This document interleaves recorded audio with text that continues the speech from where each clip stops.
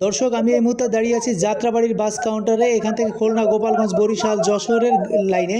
তো এখানে যাত্রীদের অভিযোগ তাদের থেকে ভাড়া দ্বিগুণের চাইতেও বেশি ভাড়া নিচ্ছে। তো যদি ভাড়া একটু কম দেওয়ার চেষ্টা বা কম দেওয়ার কথা বলে বাস থেকে নামিয়ে দিচ্ছে, জোরপূর্বকভাবে অপমানি করছে, তারা খুব খারাপ ব্যবহার করছে, খারাপ আচরণ করছে বাসের স্টাফগুলো যাত্রীদের সাথে। তো আপনারাই দেখতে পাচ্ছেন যে এখানে কি ধরনের ব্যবহার করতেছে মানুষের সাথে, ধরনের আচরণ চলতেছে এখানে। যদি কেউ প্রতিবাদ করে যে ভাড়া আপনি দ্বিগুণের চাইতেও বেশি কেন নিচ্ছেন, যেখানে ভাড়া হচ্ছে 200 টাকা বা 400 টাকা, সেখানে ভাড়া নিচ্ছেন 1000-1200 টাকা, তো কেন নিচ্ছেন? তারা একটাই আসলে ভুক্তভোগীরা কি বলতেছেন আপনারা আসলে অবগত আছেন? আসলে ভুক্তভোগীরা কি বলতেছেন আপনারা এটা শুনুন। খুলনার ভাড়া ঈদের আগে কত ছিল? 400 টাকা। বড় নদীতে আসলে বরিশাল 400 টাকা ভাড়া, এখন 1000 টাকা চাইতেছে।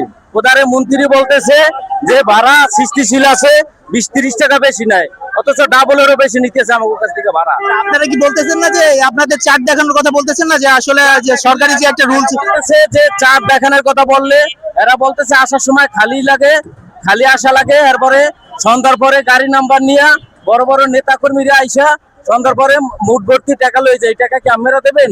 আমাদের কাছ থেকে নিতে হয়। আচ্ছা, কারা নিচ্ছে মুঠ ভর্তি টাকা? কারা নিচ্ছে, কে বলেছে?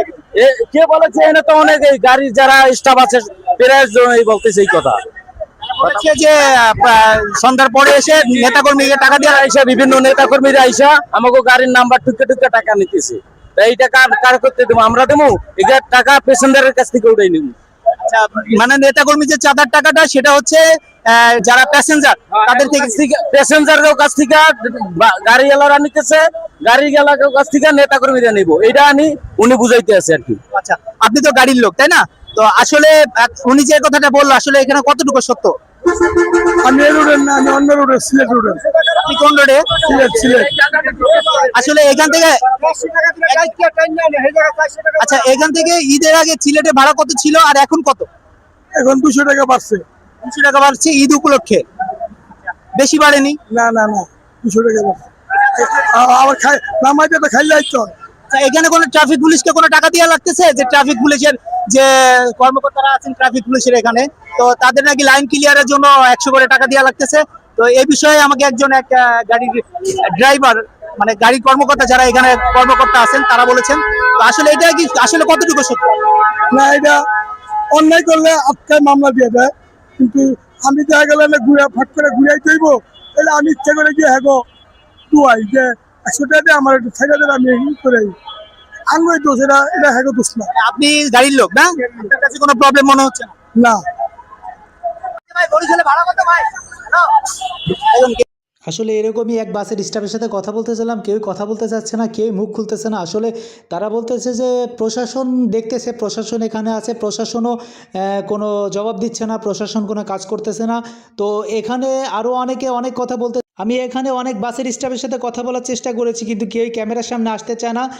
বলতেছে ভাই আপনারা ক্ষমা করেন, মাপ চান, সবাই মাপ চাচ্ছে, কিন্তু কেন মাপ চাচ্ছে, কী কারণ মাপ চাবে? আমি আপনাদের কাছে আমার একটাই প্রশ্ন যে আপনারা কেন, প্রশাসন কেন এদিকে নজরদারি করতেছেন না? তো এখানে এক বাসের স্টাফের সাথে কথা বললাম, কথা বলে যতটুকু করে ভাড়া আপনাদের আসলে লিগ্যাল ভাড়া কত, মানে বরিশাল এখান থেকে, মানে যাত্রাবাড়ি স্ট্যান্ড থেকে?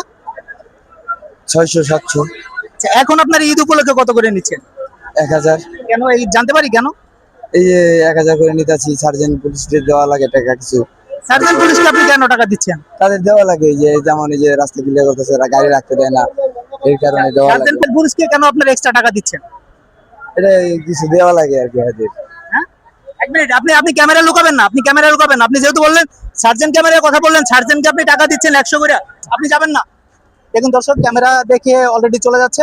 মূলত ঈদের ভাড়া হচ্ছে এখান থেকে ঈদ ছাড়া হচ্ছে 400 থেকে 500, বা সেখানে 600 টাকা একটু ভালো গাড়িতে, কিন্তু আসলে এখানে ভাড়া নিচ্ছে 800, 900, 1000। তো ভাই আপনি কোথায় যাবেন? মেঘনা যাবো। ডাবল বেশি হয়ে গেছে এখন ভাড়া আগের থেকে। আগে যত টাকা ভাড়া ছিল, আগে 40 টাকা 50 টাকা দিয়ে যাওয়া গেছে, এখন 200 টাকা ভাড়া চাচ্ছে। আপনার এখানে এক্সেল ভাড়া কত যাওয়ার? 40 টাকা বা 60 টাকা এরকম। 40 টাকা বা 60 টাকা ভাড়া, সেখানে আপনার থেকে 200 টাকা নিচ্ছে। 200 টাকা যাচ্ছে। প্রতিবাদ জানাচ্ছেন? প্রতিবার জানলে কি হবে? এখানে তো পুলিশ দ্বারা আছে, প্রশাসন দ্বারা আছে, প্রশাসনই তো দেখতেছে না। সাধারণ জনগণ কি করবো প্রশাসন না থাকলে? তাহলে দর্শক দেখতেই পেলেন যে আমাদের দেশের পরিস্থিতি, আসলে সাধারণ জনগণ কোথায় যাবে? সাধারণ জনগণের প্রশ্ন একটাই যে আমার দেশ কখনো কি ভালো